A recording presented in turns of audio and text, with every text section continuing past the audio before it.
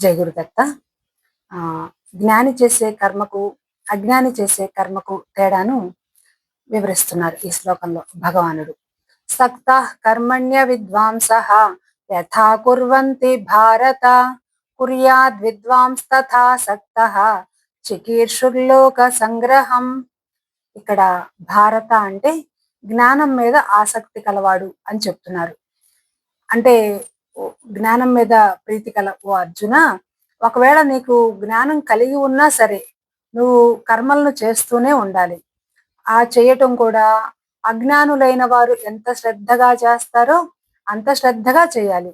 కాకపోతే అజ్ఞాని ఫలితం మీద ఆసక్తితో చేస్తాడు, నువ్వు ఫలితం మీద ఆసక్తి లేకుండా చేయాలి. అజ్ఞాని స్వార్థంతో చేస్తాడు, నువ్వు లోకహితం కోసం చేయాలి.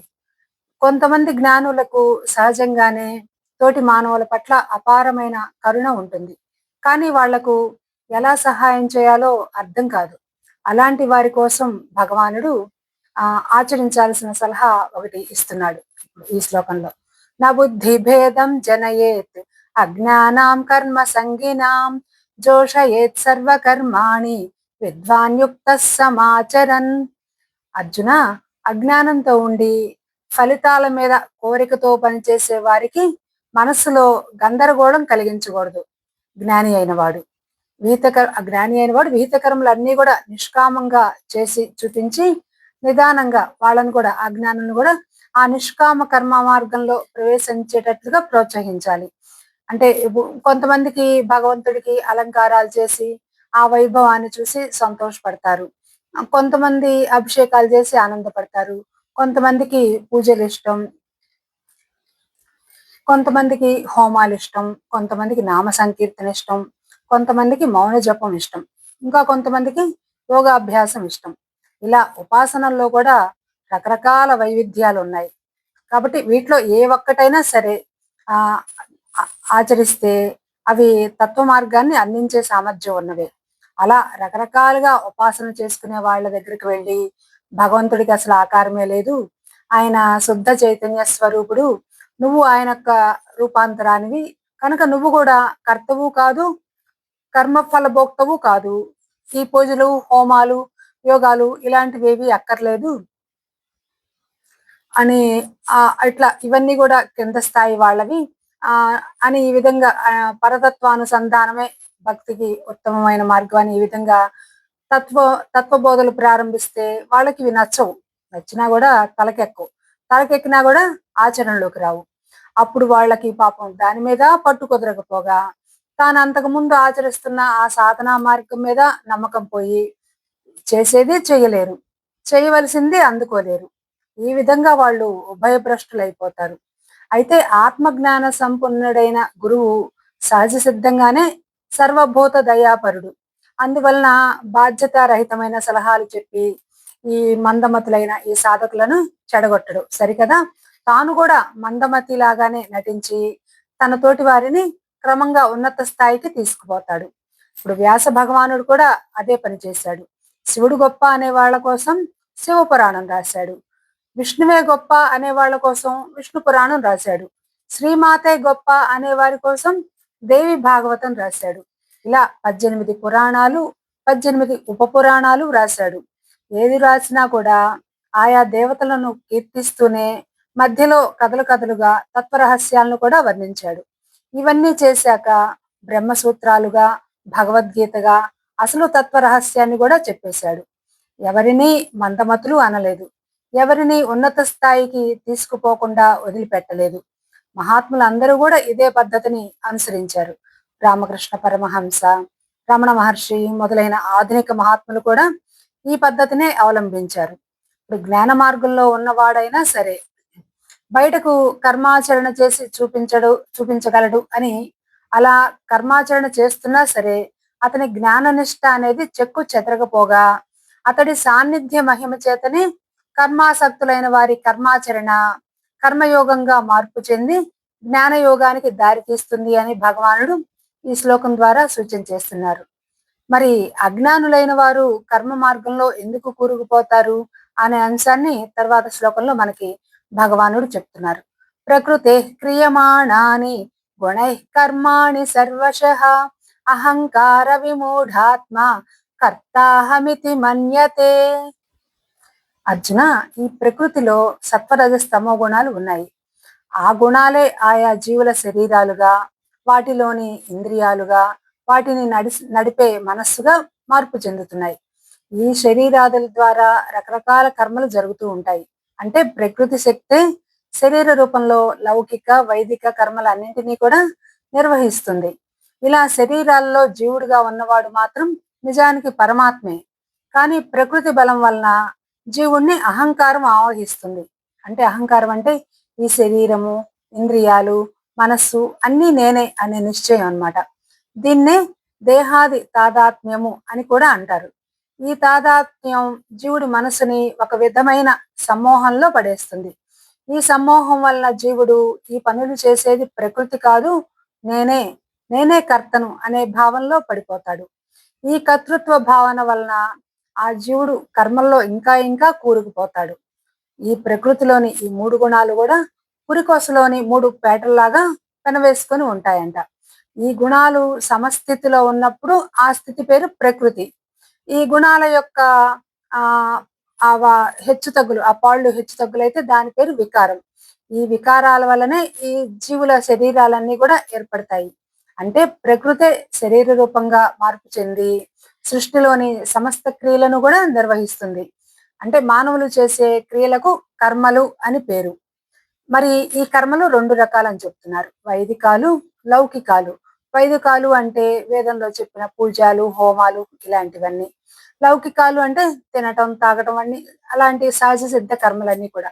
ఈ రెండు రకాల కర్మలను కూడా నిర్వహించే నిజమైన కర్త ప్రకృతే. కానీ ఈ కర్మలకు తాత్కాలిక ఆధారంగా ఉన్న శరీరాలలో అంతర్గతంగా జీవుడు అనే చైతన్యం ఉంది. ఇప్పుడు శరీరాలన్నీ జడాలే కనుక జీవుడు దేహాలు ఒకటయ్యే వీల్లేదు. కానీ ప్రకృతి శక్తిలోని ఒక భాగమే జీవుణ్ణి ఆవహించి చైతన్యం వేరు జడాలు వేరు అనే వివేకాన్ని పోగొట్టి ఈ శరీరాలు నేనే అనే భ్రాంతిని కలిగిస్తుంది. దీన్నే అహంకారము అంటారు. ఈ అహంకారం జీవుడి యొక్క మనస్సు మీద ఒక సమ్మోహక శక్తిలాగా పనిచేసి ఈ పనులన్నిటికీ కూడా కర్తను నేనే అనే భావన కలిగిస్తుంది. ఈ భావనే మరికొంచెం ముదిరి నేనే కర్తను గనక ఈ కర్మల ఫలితం కూడా నాదే కనుక నేనే భోక్తను అనే కొత్త భ్రాంతి వస్తుంది. ఇలా కర్తృత్వ భోక్తృత్వ భావనలు రెండూ కలిసి కూడా మానవుణ్ణి ఇంకా కర్మాసక్తిలో కూరుకుపోయేటట్లుగా చేస్తున్నాయి. అయితే లోక సంగ్రహం కోసమే అయిన జ్ఞాని కర్మాచరణలోకి దిగితే మరి అతను ఆ జ్ఞాని కర్మల్లో కూరుకుపోడా అంటే కూరుకుపోడు అని భగవానుడు మనకి తర్వాత శ్లోకంలో చెప్తున్నారు. తత్వవిత్తు మహాబాహో గుణకర్మ విభాగయోః గుణ గుణేషు వర్తంతే ఇతి మత్వా న సజ్జతే. అంటే తత్వవేత్త అంటే ఏంటంటే ఎక్కడ ఏ జీవి ఏ ఇంద్రియం ద్వారా కదిలి ఏ రకమైన పని చేసినా ఆ ఇంద్రియాలకు, ఆ విషయాలకు, ఆ కర్మలకు వెనకాల ఉన్న ఆ గుణాలను గుర్తించగలుగుతాడు. అర్జున, అలాంటి తత్వవేత్త ఇంద్రియ రూపంలో ఉన్న ఈ సత్వరజ గుణాంశలు విషయ రూపంలో ఉన్న తమో గుణాంశలతో సంపర్కాన్ని పొందుతున్నాయి అని స్పష్టంగా గ్రహించగలుగుతాడు. అందుకే అలాంటి తత్వవేత్త ఇంద్రియాల ద్వారా తనకు సంక్రమించే కర్తృత్వం చేత గాని ఈ జ్ఞానేంద్రియాలకు రాజైన మనసు ద్వారా సంక్రమించే ఆ ఫలానుభవం చేత గాని కట్టివేయబడడు. అందుకే తత్వవేత్త లోక సంగ్రహం కోసం కర్మాచరణ చేసిన కర్మబంధంలో కూరుకుపోడు అని భగవానుడు చెప్తున్నారు. తర్వాత శ్లోకంలో ప్రకృతేర్గుణ సమ్మూఢాః సజ్జంతే గుణ కర్మసు తాన కృష్ణవిదో మందాన్ కృష్ణవిన్న విచాలయేత్. అర్జున, ఈ ప్రకృతి లేక ఈ మాయ యొక్క సత్వరజస్తమో గుణాలచే సమ్మోహితులైన సామాన్య జనులు సకామ కర్మలు చేస్తూ ఉంటారు. అలాంటి వాళ్ళు ప్రకృతికి మూలమైన చైతన్యాన్ని చూడలేకపోతున్నారు. కానీ తత్వవేత్త చైతన్యాన్ని స్పష్టంగా దర్శించగలుగుతాడు. అందుకనే వాడు సర్వవేత్త అవుతాడు. అటువంటి ప్రజ్ఞాశాలి పూర్ణ జ్ఞానం లేకుండా త్రిగుణాల మాయలో పడ్డ ఈ మందమతులను ఉన్నట్టుండి చెదరగొట్టకూడదు, అంటే బుద్ధి భేదం కలిగించకూడదు అని చెప్తున్నారు. వాళ్ళని తన ప్రేమ ద్వారా, ఆచరణ ద్వారా నిష్కామ కర్మయోగ మార్గంలోకి తెచ్చి, అప్పుడు తత్వబోధ చేసి, దాని ద్వారా జ్ఞానయోగంలోకి ప్రవేశాన్ని కలిగించాలి. దీన్నే లోక సంగ్రహము అని భగవానుడు తెలియజేస్తున్నారు. మరి ఇప్పుడు అర్జునుడి కర్తవ్యాన్ని మళ్ళీ మరోసారి చెప్తున్నారు భగవానుడు. ఇప్పుడు ఈ శ్లోకంలో. మయి సర్వాణి కర్మాణి సన్యస్యాధ్యాత్మ చేతసా నిరాశీర్నిర్మమో భూత్వా యుధ్యస్వ విగత జ్వరః. అర్జున, కర్మ ఫలితాలను పరమాత్మనైన నాకు సమర్పించు. కర్త ప్రకృతి కాని నేను కాదు అనే వివేక బుద్ధిని పెంచుకో. కోరికలు, మమకారాలు అన్నీ వదిలిపెట్టి మనసులోని కల్లోలాలన్నీ కూడా తొలగించుకో. అప్పుడు నీకు విద్యుక్తమైన యుద్ధ కర్మ చెయ్యి. అంటే ఈ శ్లోకంలో భగవానుడు మనకి 6 మెట్లని ఉపదేశిస్తున్నారు అనే విషయాన్ని చెప్తున్నారు. ఇప్పుడు నేను కర్తను కాను అనే ఆలోచనను పెంచుకోవాలి. దీని పేరే అధ్యాత్మ బుద్ధి. అకర్తగా ఉంటూనే బాధ్యతగా పనులు చేయడం నేర్చుకోవాలి. అలా పనులు చేసేటప్పుడు జయం వచ్చినా, అపజయం వచ్చినా ఆ రెండింటిని కూడా పరమాత్మకు సమర్పించడం నేర్చుకోవాలి. ఈ పని వలన ఈ రకమైన ఫలితమే వచ్చి తీరాలి అనే ఆశను వదిలిపెట్టాలి. ఇంకా నా వాళ్ళు, పరాయి వాళ్ళు అనే మమకారాలు వదిలిపెట్టాలి. భవిష్యత్తులో ఏది ఏమవుతుందో అనే భయాన్ని వదిలిపెట్టాలి అని భగవానుడు చెప్పిన ఈ 6 సాధించుకున్నాక ఇక యుద్ధం చేయాల్సి వస్తే యుద్ధమే చేయాలి. అంటే ఎవరెవరికి ఏ పని కర్తవ్యంగా వస్తే దాన్నే చెయ్యాలి. ఇలా చేస్తే భగవానుడు చెప్పిన ఈ సమత్వ రూపమైన యోగం సిద్ధించినట్లే అవుతుంది.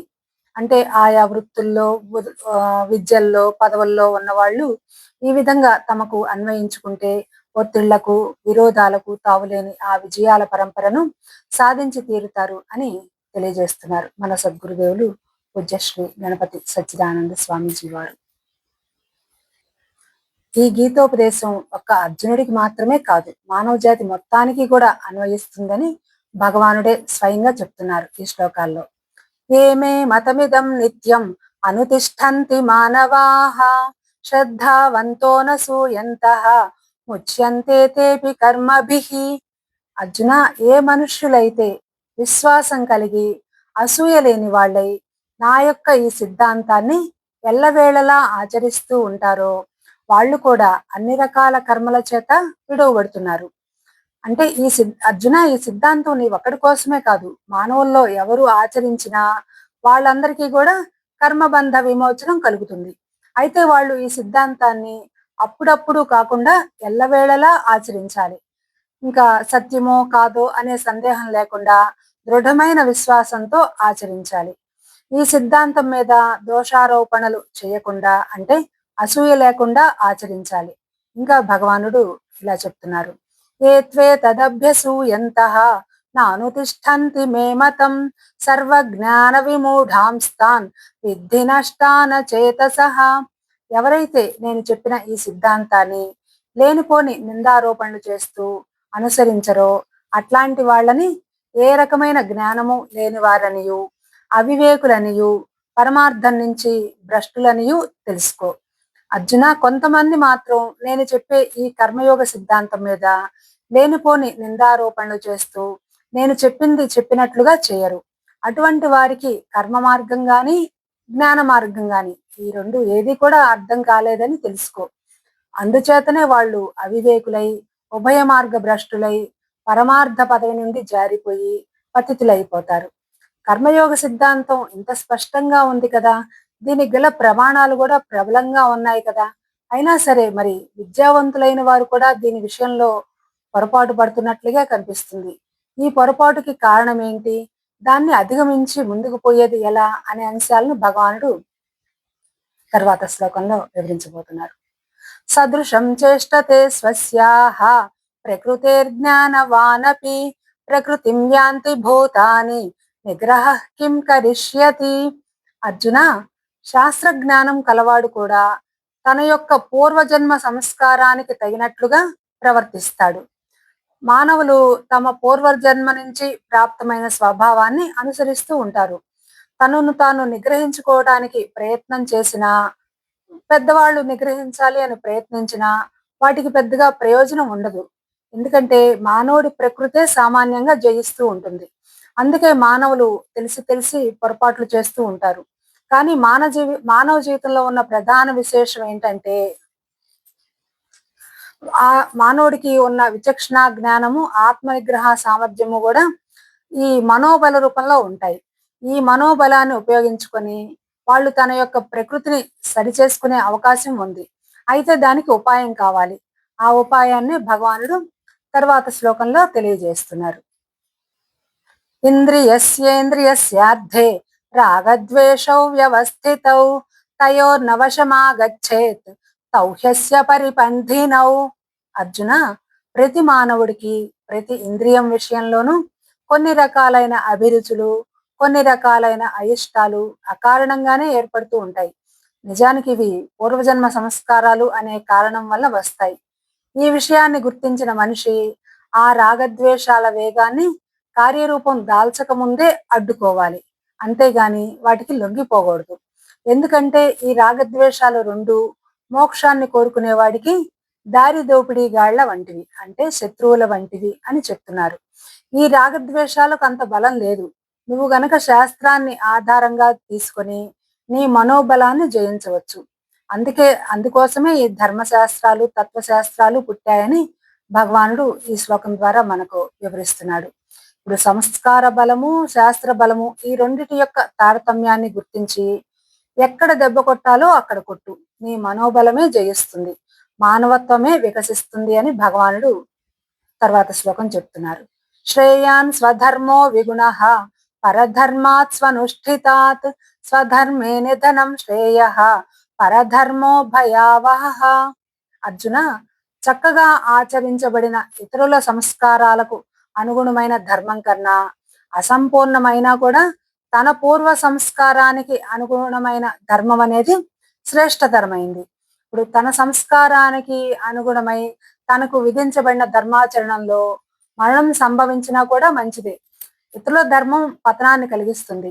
అర్జున, మన పూర్వజన్మ సంస్కారాలలో గల దోషాలను సవరించగల కర్మలనే శాస్త్రం మనకి కర్తవ్యాలుగా విధిస్తుంది. అదే మనకు స్వధర్మం. ఇతరుల సంస్కారాలకు అనుగుణంగా వాళ్లకు వేరే ధర్మాలు విధించబడుతూ ఉంటాయి. ఆ ధర్మాలు కూడా మంచివే అని గాని, అవి సులభంగా ఉన్నాయి కదా అని గాని, మరేదైనా కారణం చేత గాని పరధర్మాన్ని మనం ఎంత బాగా ఆచరించినా కూడా ఆ ధర్మం మన సంస్కారాల వెనుక ఉన్న దోషాలను సరిచేయలేదు. అందుకే స్వధర్మాన్ని అరకొరగా ఆచరించినా కూడా అది మన సంస్కారంలోని దుర్గుణాలను ఎంతో కొంత తగ్గించి మన మోక్ష మార్గానికి ఉపకరిస్తుంది.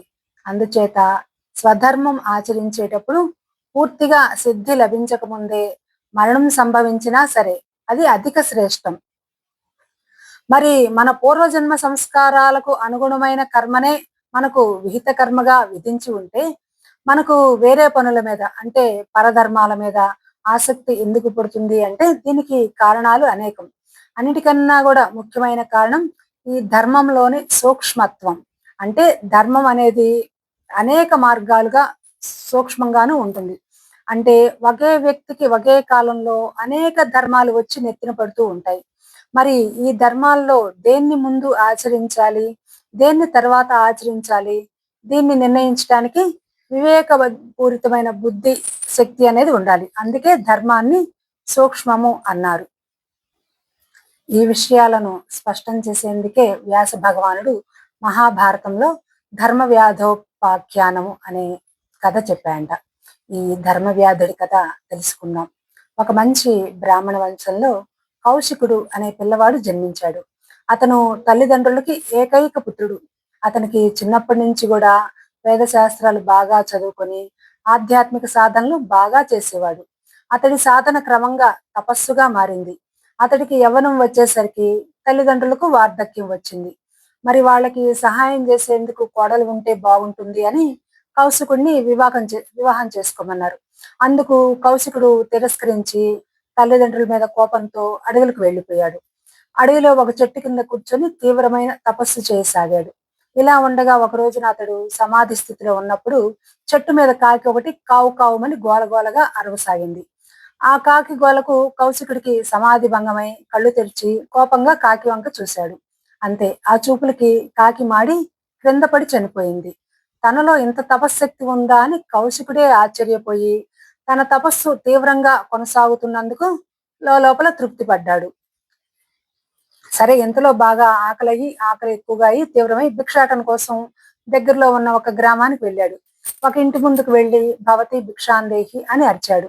అప్పుడు నడి వయసులో ఉన్న ఇంటావిడ ఒక పళ్ళెంలో అన్నం పెట్టుకుని తన వైపు వస్తుంది. కానీ ఇంతలో బాగా అలసిపోయిన ఆమె భర్త మంచినీళ్లు తీసుకురా అని అరుస్తూ ఆ ఇంట్లోకి ప్రవేశించాడు. ఆ ఇల్లాలు తెచ్చే పళ్ళెం పక్కన పెట్టి లోపలికి వెళ్ళిపోయింది. సరే ఆ భర్తకి సపర్యలన్నీ చేసి కొంచెంసేపటికి ఆ ఇల్లాలు బయటకు వచ్చి కౌశికుడికి భిక్ష వేసింది. కౌశికుడు ఆమె వంక కోపంగా చూశాడు. నేను కాకిని అనుకున్నావా అలా చూస్తున్నావు అంది. ఆ మాటలు విని కౌశికుడు నిలువెల్లా వణికిపోయి ఆమెకు నమస్కరించి తల్లి కాకి సంగతి నీకు ఎలా తెలుసు అని వినయంగా అడిగాడు. ఆమె విసుగ్గా చూసి నీకు ధర్మ సూక్ష్మాలు తెలియవు. మధ్యాహ్న సమయంలో వచ్చిన బ్రహ్మచారికి భిక్ష పెట్టాలి అనే ధర్మం ఉందని నాకు తెలుసు. కానీ నా భర్త అలసిపోయి వచ్చాడు. అందువల్ల ఆయనకు సపర్యలు చేసి నీకు భిక్ష వేశాను. అయినా నీతో మాట్లాడే తీరిక నాకు లేదు. నేను పిల్లల గల తల్లిని. నాకు పనులున్నాయి. నీకు మరిన్ని వివరాలు కావాలి అంటే మా ఊరి బయట ధర్మవ్యాధుడు అనే మాంసపు కొట్టువాడు ఒకడున్నాడు. అతన్ని అడుగు అని లోపలికి వెళ్ళిపోయింది ఆమె. కౌశికుడికి కళ్ళు తిరిగినంత పనైంది. సామాన్య స్త్రీలాగా ఉంది, కానీ దివ్య దృష్టిని చూపిస్తుంది, ధర్మ సూక్ష్మాలు చెప్తుంది, చివరకు మాంసపు కొట్టువాడి దగ్గరికి వెళ్ళమంటుంది. ఎంత బతికి చివరికి అట్లాంటి చోటుకి వెళ్ళాలా అని కొద్దిసేపు ఆలోచించి సరే చివరికి ఆమె ఆ ఇల్లాలు చెప్పినట్లే చేయడానికి నిశ్చయించుకున్నాడు. ధర్మయాదుడు ఎక్కడున్నాడు అని వెతుక్కుంటా వెళ్ళాడు. ఇంతలో ఒక అంగట్లో గూరు మీసాల ఒకడు చెయ్యూపుతూ పంతులు గారు ఇట్రండి, మీకు కావలసిన వాడిని నేనే, ఆ అమ్మగారు పంపితే వచ్చినట్లు ఉన్నారు అని అన్నాడు. అయ్యగారు నాకు కొంచెం పని ఉంది, కొంచెం సేపు పక్కన నిలబడండి, అంగడి మూసాక వస్తాను, ఇంటికి వెళ్ళి మాట్లాడుకుందాం అని చెప్పాడు. కౌశికుడు ఆశ్చర్యంగా చూస్తూ నోరు మూసుకొని పక్కన నుంచున్నాడు. ధర్మవ్యాధుడు వచ్చిన వాళ్ళతో బేరాలు చేస్తూ ఈ మాంసపు ముక్కలు అమ్ముకుంటూ ఉన్నాడు. వాడి ప్రవర్తనలో గాని భాషలో గాని విశేషం ఏమీ కనిపించలేదు. సరే బేరాలు అయిపోయిన తర్వాత కొట్టు కట్టేసి కౌశికుడిని తీసుకుని ఇంటికి వెళ్ళాడు. ధర్మవ్యాధుడి ఇల్లు అది చిన్న పురిపాక. ధర్మవ్యాధుడు ఇంటికి వెళ్ళి ఆ సరే ఆ ఇంటికి వెళ్ళేసరికి తండ్రి ఆ తిడతా ఉన్నాడు. ఏంట్రా ఇంత ఆలస్యం అయిపోయిందని నానా తిట్లు తిడుతున్నా కూడా అవి పట్టించుకోకుండా తండ్రిని బతిలాడుకొని తండ్రికి సేవ చేశాడు.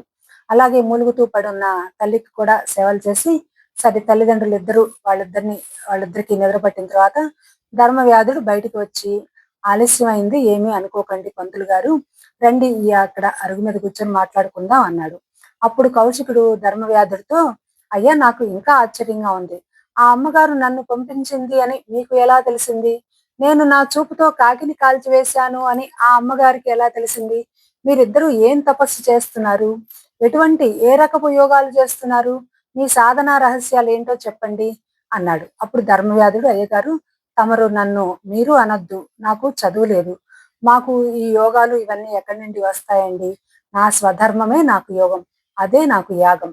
అప్పుడు కౌశికుడు మాంసం అమ్ముకొని మాంసం తినేవాడివి నీకు స్వధర్మం ఏంటి అన్నాడు. అప్పుడు ధర్మయాదుడు చెప్పాడు, తమరు చెప్పిందే నాకు స్వధర్మం. నేను ఈ కుటుంబంలో పుట్టాను, ఇదే నా వంశవృత్తి, ఇదే నాకు స్వధర్మం. నాకు జన్మనించిన తల్లిదండ్రులే నాకు దైవం, వారిని సేవించడమే నా జీవితానికి స్వధర్మం. ఈ మాటలను మీ వేదాలు ఒప్పుకోవా స్వామి అన్నాడు. అప్పుడు కౌశికుడు ఇలా అన్నాడు, మాతృదేవో భవ పితృదేవో భవ, తల్లినే దైవంగా చూసుకో, తండ్రినే దైవంగా చూసుకో అని కృష్ణ యజుర్వేదంలోని తైత్తిరీయ ఉపనిషత్తు చెప్తుంది. కానీ తల్లిదండ్రులని సేవించినంత మాత్రాన ఇలాంటి దివ్య శక్తులు వస్తాయా? మీ కళ్ళలో కనిపించే ఆ ప్రశాంతి వస్తుందా అన్నాడు. అప్పుడు ధర్మవ్యాధుడు ఇలా చెప్పాడు, నాకు వచ్చాయి అని మీరే అంటున్నారు కదా, అయితే నేను మీలాగా తల్లిదండ్రుల్లో ఉన్న లోపాలను దోషాలను మనసులో పెట్టుకోను. వారికి సేవ చేసేటప్పుడు నా వృత్తి పనులు చేసుకుంటున్నప్పుడు కూడా నిరంతరము ఆ పరమాత్మనే స్మరిస్తూ ఉంటాను. నాకు ఎటువైపు చూసినా కూడా ఆ పరమాత్మ యొక్క దివ్య లీలయే కనిపిస్తుంది. నా తల్లిదండ్రుల్లో అది ఇంకా స్పష్టంగా దర్శనమిస్తూ ఉంటుంది. అందుకే నేను నా తల్లిదండ్రులకు సేవ చేసేటప్పుడు హృదయపూర్వకంగా చేస్తాను. ఇంకా ఇష్టంగా ప్రేమతో చేస్తాను. అచ్చమైన భక్తితో చేస్తాను. అచంచలమైన ఆనందంతో చేస్తాను. అంతేకాదు నా వృత్తి చేసేటప్పుడు కూడా నేను అలాంటి ఆలోచనలతోనే చేస్తాను. నేను కాదు, మిమ్మల్ని పంపించిన అమ్మగారు కూడా అలాగే చేస్తుంది. ఆమె తన భర్తను గాని, పిల్లలకు గాని సేవ చేసేటప్పుడు నా కర్మ ఇలా కాలింది. ఒక పూజ లేదు, ధ్యానం లేదు. ఇంటి చాకిరీయే సరిపోతుంది. పని మనిషిలాగా బతుకుతున్నాను అని తిట్టుకుంటూ చేయదు. తనకన్నా ఉన్నతుడైన భర్తలోనూ, తనకంటే చిన్నవారైన పిల్లల్లోనూ ఒకే పరమాత్మను దర్శిస్తుంది. తన భర్త శివలింగంలోనూ, సాలగ్రామంలోనూ పరమాత్మను దర్శిస్తుంటే, ఆమె మాత్రం తను చేసే ఇంటి పనులన్నింటిలో కూడా పరమాత్మనే దర్శిస్తూ, గృహిణిగా తన స్వధర్మాన్ని సంతోషంగా నిర్వహిస్తూ ఉంటుంది. అందుకే ఆమె భర్తకు కూడా అందని దివ్య శక్తులు ఆమెకు అందాయి. అలాంటి మంచి తల్లులను చూసి నేను కూడా నా స్వధర్మంలో సంతోషంగా ఉన్నాను. అప్పుడు కౌశికుడు ధర్మవ్యాధుడిని ఇలా అడిగాడు. నేను బ్రాహ్మణుణ్ణి, పురుషుణ్ణి, బ్రహ్మచారిని. తపస్సే నా స్వధర్మం. నేను కూడా నా స్వధర్మంలో నిష్టగానే ఉన్నాను కదా. మీకు లభించిన పరమాత్మ దర్శనం, ఆత్మ ప్రశాంతి నాకెందుకు లభించట్లేదు అని అడిగాడు. అప్పుడు ధర్మవ్యాధుడు ఇలా సమాధానం చెప్పాడంట. అయ్యగారు, అసలైన గుర్తింపు మీకు ఇప్పుడిప్పుడే లభిస్తుంది. మేము ఏ పని చేస్తున్నాము, ఏ వృత్తిలో ఉన్నాము అనేది ముఖ్యం కాదు. ఆ పనులు చేసేటప్పుడు మా మనస్సు పరమాత్మ మీద లగ్నమై ఉందా లేదా అనేదే మాకు ముఖ్యం. అదే మా స్వధర్మం. ఇప్పుడు మీరు ఏమీ అనుకోకండి. ఇప్పుడు కాకి మలమల మాడిపోయినప్పుడు తమరు లోలోపల తృప్తి పడ్డారే కానీ జీవహింస జరిగింది అని బాధపడలేదు కదా. ఇది బ్రాహ్మణ ధర్మమేనంటారా? నిజం చెప్పాలంటే మీరు స్వధర్మంలో లేరు. స్వీయ గర్వంలో ఉన్నారు. నేను బ్రాహ్మణుణ్ణి, పురుషుణ్ణి, బ్రహ్మచారిని అని పొంగిపోతున్నారు. అందువల్లే మీరు మీ స్వధర్మాన్ని గుర్తించలేకపోతున్నారు. ధర్మం అనేక మార్గాల్లో ఉంటుంది. బ్రాహ్మణత్వం వల్ల మీకు కొన్ని ధర్మాలు వచ్చాయి. కానీ దానికన్నా ముందు మీరు మానవులు. మీకు మానవతా ధర్మాలు కూడా ఉన్నాయి. మీరు మీ తల్లిదండ్రులకు ఏకైక పుత్రుడు. మీ తల్లిదండ్రులు వృద్ధులు, రోగులు. ఇలాంటి దశలో దైవ స్వరూపులైన మీ తల్లిదండ్రులకు సేవ చేయడం మీకు ప్రధానమైన స్వధర్మమా? లేక అడవిలో తపస్సు చేయడమే ప్రధానమా? మీరే ఆలోచించి చెప్పండి. అప్పుడు కౌశికుడు ఇలా అన్నాడు. లౌకిక ధర్మాలను వదిలిపెట్టి తపస్సు చేయకపోతే భవబంధాలు ఎలా తెగుతాయి? మోక్షం ఎలా లభిస్తుంది? దానికి సమాధానంగా ధర్మవ్యాధుడు ఇలా చెప్పాడు. తమకి మోక్షము అనే దివ్య పదవి కావాలి. ఆ పదవి కాంక్షలో పడి మీరు మీ చుట్టూ వ్యాపించి ఉన్న పరమాత్మను గుర్తించడం మానేసి, మీ తల్లిదండ్రుల రూపంలో ఉన్న దైవ స్వరూపాన్ని కూడా తిరస్కరించి, వారి మీద కోపంతో అడవులకు పారిపోయారు. దీనికి మీ అహంకారం కూడా తోడయింది, సహకారం చేసింది. అంటే మీరు కామక్రోధాలకు, అహంకార మమకారాలకు లొంగిపోయారా? లేక వాటిని జయించి స్వధర్మ పరిత్యాగం చేశారా? అప్పుడు కౌశికుడు ఇలా అన్నాడు. నీ భాష చూస్తే చదువులేనట్లున్నావు. నీ ఆలోచనలు చూస్తే సర్వశాస్త్రవేత్తలాగా ఉన్నావు. నువ్వు చెప్పిందే నిజం. నేను రజోగుణానికి పూర్తిగా బానిసనై సత్వగుణంలో ఉన్నాను అనే భ్రాంతిలోను, అహంకారంలోనూ కూరుకుపోయాను. ధర్మం ధర్మం అని గించుకున్నానే గాని బహుశాఖలుగా విస్తరించి ఉన్న ఈ ధర్మంలో సూక్ష్మ ధర్మం ఏదో గుర్తించలేకపోయాను. ఆ అమ్మగారిని నిన్ను చూశాక, నీతో మాట్లాడిన తర్వాత నా కళ్ళు తెరుచుకున్నాయి. నీ మాటల్ని గురూపదేశంగా స్వీకరిస్తాను. నేను తక్షణమే ఇంటికి వెళ్ళి తల్లిదండ్రులకు సేవ చేసుకుంటాను. నాకో సందేహం ఉంది. నువ్వు ఇంత తెలివైన వాడివి కదా, ఇంత నేర్పరివి కదా, ఇలాంటి కషాయ వృత్తిలో ఉండిపోకపోతే ఇంకో మంచి వృత్తిలోకి మారవచ్చు కదా అని అడిగాడు కౌశికుడు. అప్పుడు ధర్మవ్యాధుడు ఇలా చెప్పాడు. మీరు నన్ను వృత్తి మారమంటున్నారు. అలా మారితే భగవానుడు ఏర్పాటు చేసిన ఈ వృత్తి వ్యవస్థకి నేను భంగం చేసినట్లే కదా. ఒకే బ్రాహ్మణ ధర్మ సమూహంలోనే సూక్ష్మ ధర్మాన్ని వదిలిపెట్టి స్థూల ధర్మాన్ని పట్టుకోవడం సరికాదు అని శాస్త్రం చెప్తుంటే, మీరు పూర్తిగా వృత్తి ధర్మాన్నే మార్చమంటున్నారే. నా వృత్తిలో దోషం ఉందని మీరు అన్నారు. అసలు దోష స్పర్శే లేని వృత్తి ఎక్కడైనా ఉందేమో నాకు చూపించగలరా? అప్పుడు కౌశికుడు, ధర్మవ్యాధ, నీ ముందు నేను పూర్తిగా ఓడిపోయాను. అయినా సరే ఎవరి వృత్తి వాళ్ళకి పుణ్యప్రదం. నువ్వు నీ వృత్తిలోనే ఉండు. నేను నా వృత్తిలో ఉంటూ ధర్మ సూక్ష్మాన్ని గుర్తించి పరమార్థ దృష్టితో జీవితం గడిపేందుకు ప్రయత్నం చేస్తాను. సరే, నాకు సెలవు ఇప్పించండి అని కౌశికుడు వెళ్ళిపోయాడు. అంటే ఈ కథను బట్టి మనకేమర్థం అవుతుందంటే, స్వధర్మంలో ఉండి మరణించడమైనా మేలే. పరధర్మం భయంకరం అని భగవానుడి ఉపదేశం ఇలా కొనసాగుతుంది. తర్వాత శ్లోకాల్లో భగవానుడు ఏం చెప్తారో తర్వాత తెలుసుకుందాం. ఏతత్ఫలం సర్వం శ్రీ సద్గురు చరణారవిందార్పణమస్తు. సర్వం శ్రీ కృష్ణార్పణమస్తు. హరి ఓం తత్సత్. ఇలాంటి మంచి విషయాలను మీతో పంచుకోవడానికి శ్రీ సత్యదత్త యూట్యూబ్ ఛానల్ని లైక్ చేయండి, షేర్ చేయండి, సబ్స్క్రైబ్ చేయండి. జై గురుదత్త, శ్రీ గురుదత్త.